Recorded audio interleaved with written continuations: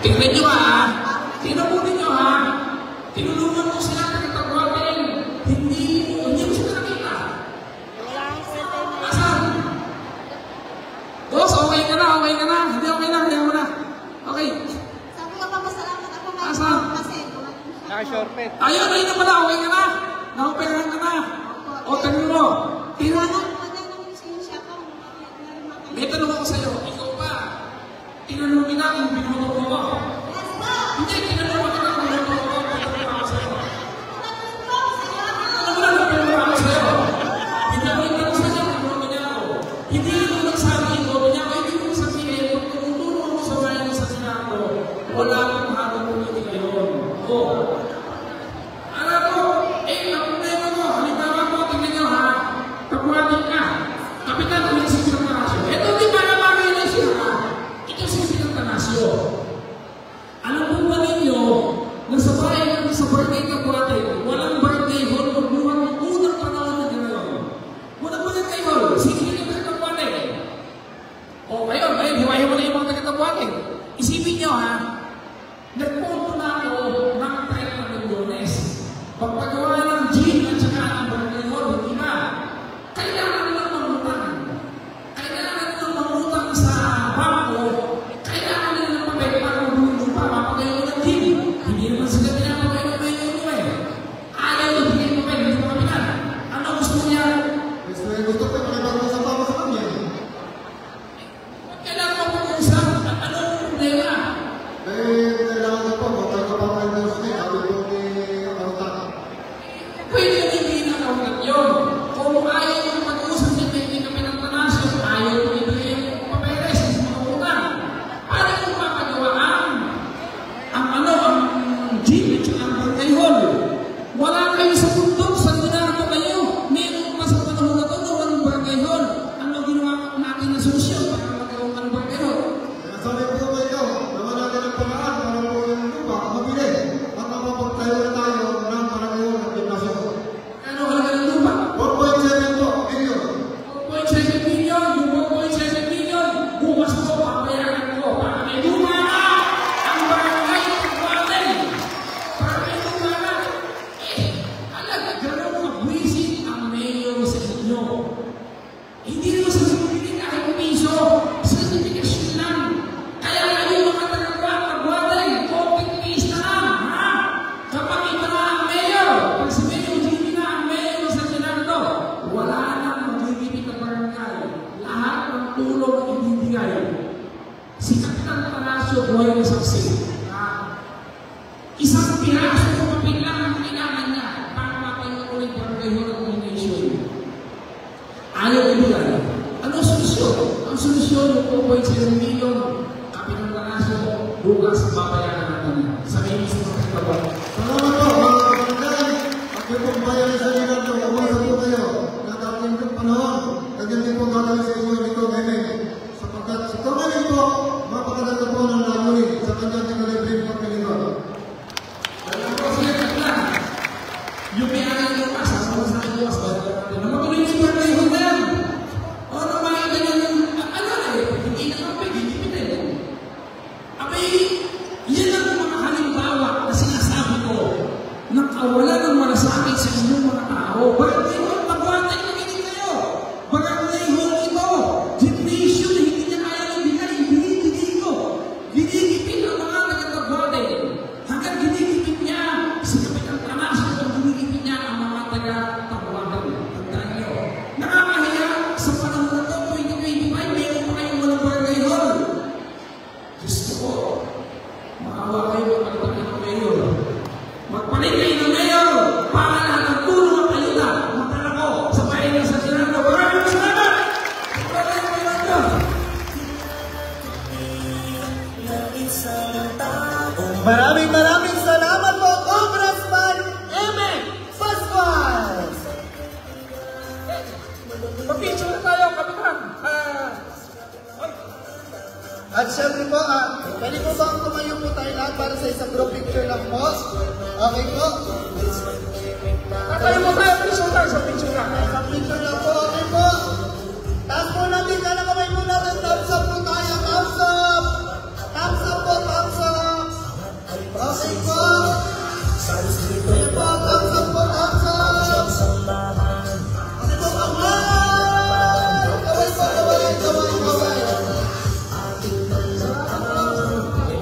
Ayan po, muli po, maraming salamat po sa ating pong mananatiling congressman ng ika-4 na distrito ng Nueva Ecija, Congressman Eme Pascual.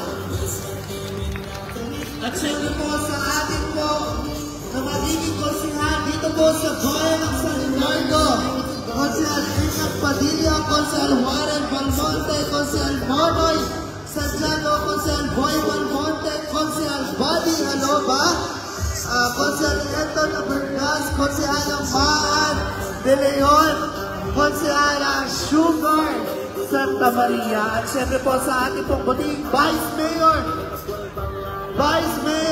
Ivan Abergas, at syempre yung ating pong gagawin natin Mayor Jimmy Abergas. Sa kahirapan, Congressman Eme ang samahan. May kilala kami na isang taong mapagkakatiwalaan. Sa'yo'y isang kaibigan, magaling lapit ang Eme Pascual ang pangalan. Congressman Eme na kami, kung Eme Pascual na kami, Congressman Eme na kami. Siya ang tunay naming kabayan, siya mabuting tao, siya ang pagkatao, siya ang servisyo. Congressman Eme na kami, kung Eme Pascual na kami, Congressman Eme na kami. Siya ang tunay naming kabayan, siya mabuting tao, siya ang pagkatao, siya ang servisyo. Mahal ay makasensya sa sarili ko at siyang samahan sa kahirapan, sa kalusan, aking tandaan, Pascual pangalan, aking sa tao, siyang nararamdaman, aking tandaan, sa kahirapan, sa kahirapan, Congressman Eme ang samahan.